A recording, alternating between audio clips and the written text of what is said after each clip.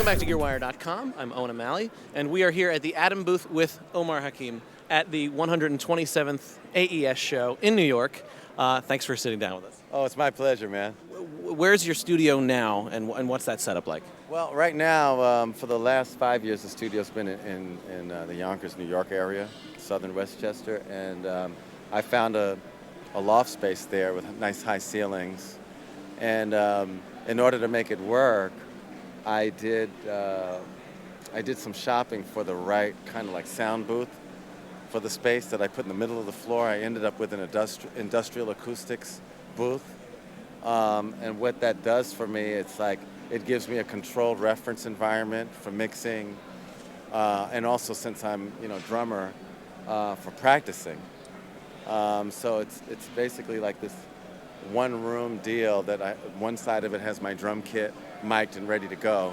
The other side is my recording rig, the control surface, and then in another part is like a MIDI kind of keyboard workstation, all housed in that room.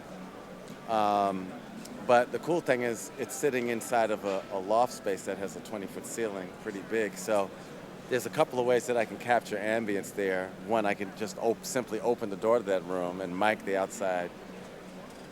Sometimes I actually set the drums up outside that room when I know my neighbors are going to be away so that they don't hate me. And I get some really cool recordings that way.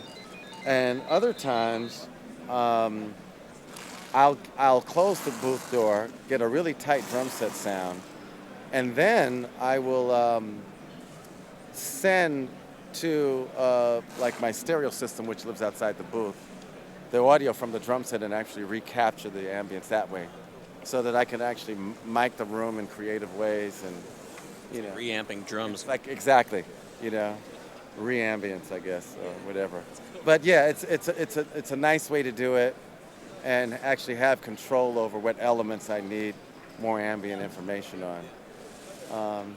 So it's fun, just creative ways to record in your home space, Did you have to do a lot to treat the space sort of acoustically when you found it? I didn't, because those booths are kind of, they're kind of ready to go as is. So minimum amount of treatment on the walls actually makes it a pretty cool reference environment. I'm picturing a small room within a big room. Is that accurate? That's exactly what it is. It's a the interior dimension of it is like 12 by 16 or something. So it's a tight, cozy space to work in. Do you work? Do you have a console that you work out of, or do you just do in the box mixing? I'm doing in the box mixing right now. All of my mic pre's and everything are outboard, and I'm using a digital control surface. So far so good for me. It's been working great.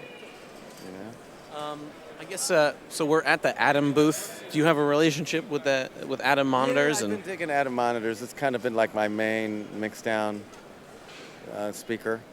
Do you have another set that you A/B them with comparison? Well, I have a few different things, just because that's what you do when you have a studio, right? You have your main thing that you like, but I go back and forth between like KRK and JBLs, and then my Adams.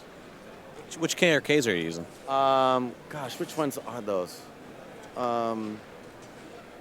It's weird because I don't remember the model, but they're small ones. Is it the Rocket series? They're not the Rockets, or the VX series? See, I used to use those when a long time ago, but because I've been using these as my main monitors, I think I just picked up probably like I guess they would be considered Rockets. I don't know, because they're pretty small, and it's just like a good A/B comparison. And then the JBLs are the 4300 series, as another reference point. So between those, I kind of get a good sense of what's happening all around.